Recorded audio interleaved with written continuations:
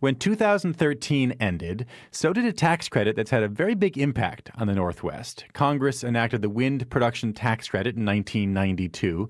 Since then, wind production has boomed in Oregon, Washington, and around the country. Opponents of the credit say that boom means a now mature industry does not need any more taxpayer help. Wind industry boosters say the credit is crucial for keeping alive a sustainable slice of America's energy pie. We're going to hear from both sides right now. Rachel Shimshak is the executive director of Renewable Northwest. It's a renewable energy advocacy group based in Portland. And Travis Fisher is an economist with the Institute for Energy Research. It's a free market think tank. It's based in D.C. Travis and Rachel, welcome to the show. Thank you. Thanks for having me. Great to be here.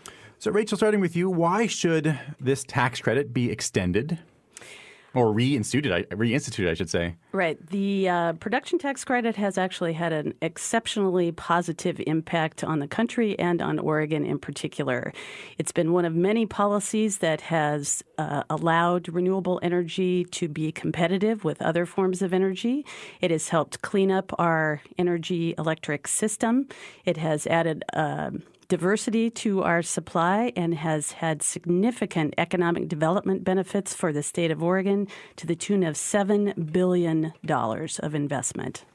A group of senators who are against the extension of the tax credit wrote recently that the wind industry is now a mature industry. They pointed to the fact that in 2012, it was the top new source of electricity production. It wasn't quite the majority in terms of, an absolute majority, but nothing else compared to it in terms of 2012's new energy production.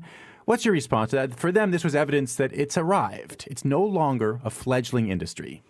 The good news is that the wind energy industry has come a long way, has developed a lot of jobs, a lot of economic activity, and benefited a lot of local communities. But the truth is that every source of energy has some sort of public policy associated with it and some kind of tax incentive, whether it's oil, gas, coal, nuclear, or renewables. It all benefits from federal policy. And it is an appropriate thing for those in Congress who are policy makers to respond to the public's interest in wanting to clean up the electricity system by offering incentives that will help that happen. What exactly do you mean when you say clean up the electricity system? Turns out that in Oregon, over 40% of the electricity that we consume is provided by fossil fuels. And that's a surprise to most people. Most people think that our system is mostly served by hydroelectricity. We'd like to gradually reduce the amount of fossil fuel, reduce the risk to our system and our air and our quality of life by increasing the amount and diversity of new renewable resources, which we are happy to have in great abundance in the Northwest. So, Travis Fisher, your group has basically said hallelujah to the end of this tax credit. Absolutely. Why is that? Well, we believe it's steeped in cronyism. It's basically just a favor directly to wind facilities, wind producers, and it's inherently unfair. It's an apples to oranges comparison when you talk about the difference between subsidies to fossil fuels versus subsidies to wind. I mean, this is a production tax credit. It would be akin to if you took a gasoline sale and gave the gas company $2 on top of the gallon that you just paid for.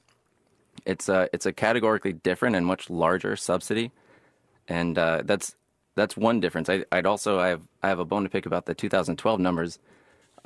One stat that the wind supporters tend to bring up is that there was a lot of capacity brought online in 2012, and that's true. One thing they leave out is that natural gas ran laps around the actual production. I think that was one issue that you hinted at. It's one thing to point to the wind facilities being built, and it's one thing to point to the amount of money that we're putting into those facilities. It's another thing to question what is the power that we're getting from there? What's the value? What's the benefit? What time does that power come online? There are all these issues with wind power inherently in wind's unreliability, its cost, head to toe. We think it's just an inferior technology, and it it doesn't deserve the subsidy that it's getting. Setting aside for a second, Travis, how it was accomplished that there's been a really massive increase in potential wind production all across the country in the last decade, especially in the last 5 to 7 years. Do you think that the country is better off with 60,000 megawatts of wind power capacity right now?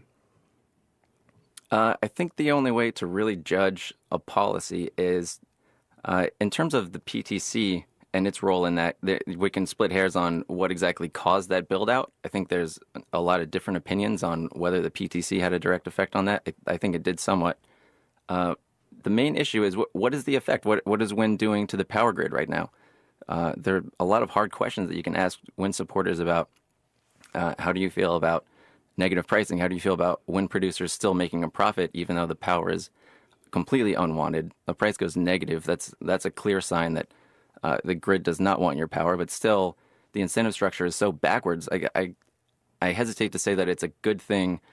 So I love all forms of energy. I hesitate to say that any form of energy is bad, but you have to look at the actual consequences of the policy, and it's a bad policy. I want to give Rachel Shimshak a chance to respond, but just briefly, Travis, that you've been in energy policy world for a while now. For people who haven't been, can you just explain for us what negative pricing means and the incentive system that you don't like that this production tax credit has created? Yeah, just really quickly, the power grid is a beautiful thing that has to be balanced second by second, and one way to do that is through real-time pricing, and you basically say when prices fall to a certain level, certain generators say, I'm done producing power at that level.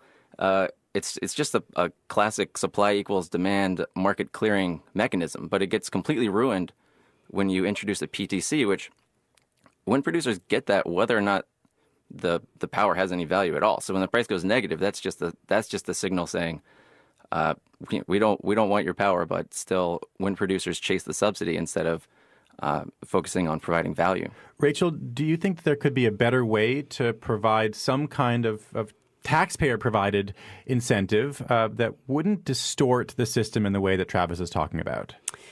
Well, I would say two things. One is that anytime you introduce new kinds of energy resources into the system, the very smart operators of the system have to operate the system differently than they did before. Certainly, we have a very vast hydro system in the Northwest, and when we have drought conditions, we have less of it, and we need to figure out what to do. When we introduce wind and solar and other resources into the mix, you have to figure out how to optimize the system differently. And I think people are up to the challenge. I think there are lots of opportunities both on the demand and the supply side to do that, and people are figuring it out. Negative prices that we're talking about here existed well before wind was ever on the system, just by virtue of the fact that we have a hydro system. Sometimes there's extra energy in it and that can't be used. So I don't see that as a problem. The production tax credit was really a solution to a different problem when it was first instituted. We used to have tax incentives that just paid for a percentage of the resource. So it encouraged very expensive resources because the developer could get a percentage of the investment back. Even if it wasn't an efficient way to create energy. That's right. So the production tax credit, emphasis on production, you actually have to build a project that produces things, and you only get paid when you produce. And I think that's actually a better system than the investment tax credit, which we had before. So, nothing's ever perfect, but I think this is an improvement and does focus on putting projects in areas that are best to have them. So, Travis Fisher, let's move on to one of the reasons that many supporters of this kind of a tax credit they point to, which is climate change and a way to incentivize a form of electricity generation that does not put, greenhouse gases into the atmosphere. What's your response to that climate change is reason enough for this kind of a credit? Well, my first response is, I'm happy to talk about CO2. I think the main issue here is what actual effect. Let's look at the numbers. What actual effect has wind power production had on CO2 emissions? And the answer is very minimal. And a much better answer comes from the natural gas industry, which has a certain irony to it. The abundance of natural gas and how gas is being used more to generate electricity. As we build more and more gas plants, we've actually seen CO2 emissions drop dramatically, as opposed to as wind comes online, you really don't see that. And there's a few different reasons for it. It's still a very small chunk of generation, too. We have to keep in mind it's only 4% of the power that's generated in the U.S. The other issue is it needs to be matched. So let's assume demand is stable. I don't want to get too wonky, but let's just talk through how wind works. If the wind stops blowing, what do you have to do? You have to ramp up a fossil fueled unit. You have to ramp up something that's dispatchable. And in some cases, that's hydropower, and Oregon is very fortunate to have very good hydro resources. But in most parts of the country, what we're talking about is it's this delicate balance, this dance between wind and fossil fuel generation. And there's a lot of ramping up and down, and it's different studies have said different things about this, but it's not clear at all that CO2 is necessarily a driving force, a reason to support wind power.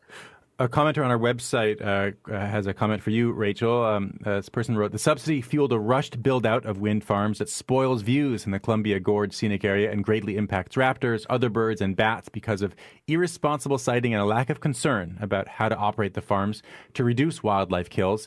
Having it go away will slow new construction and allow time for improvements such as a code for responsible power production that takes scenic values and wildlife into account. Your response to that comment, this is a good thing because it'll give us more time to figure out better ways to build wind power. Well, first I would say that Oregon has a very good and solid set of responsible criteria for siting any kind of energy facility. And we've worked very productively with agencies and elected officials and the industry and nonprofits to come up with a good set of guidelines that make sure that there is some certainty for the developers and also that habitat and wildlife are protected. Scenic issues are in the eyes of the beholder, and it depends on what your judgment is. If you want a clean energy system, you have to make some judgments about how much you're going to put up with. The idea for wind is to put it in a place that has low environmental impacts, that is close to transmission, and that's windy. And the Columbia Gorge area has that trifecta. And just briefly, from both of you, in the fall of 2012, a last-minute deal to avert the fiscal cliff extended the tax credit. Are you expecting some kind of resuscitated version in 2014? Rachel first.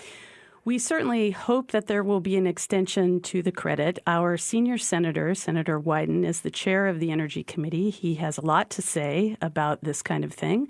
Senator Baucus, also in our delegation, has introduced a new proposal that would restructure all energy incentives. Delegation, you're saying broadly in the Northwest. Let me define that. We work in Oregon, Washington, Idaho, and Montana, right. And Senator Baucus is, of course, from Montana. And his idea is to give the highest tax incentive to the resources that are the cleanest. Another huge issue that we'll get into another day. Travis Fisher, briefly, do you think this tax credit will come back? Oh, I sure hope not. I think the Baucus plan, as far as I'm hearing, it's not going anywhere. It may as well go with Senator Baucus to China when he goes. I'm not sure. I actually don't have any inside information on that, but We're going to have to leave it there. Travis Fisher and Rachel Szymczak, thanks very much. Travis Fisher, economist with the Institute for Energy Research. Rachel Szymczak, executive director of Renewable Northwest.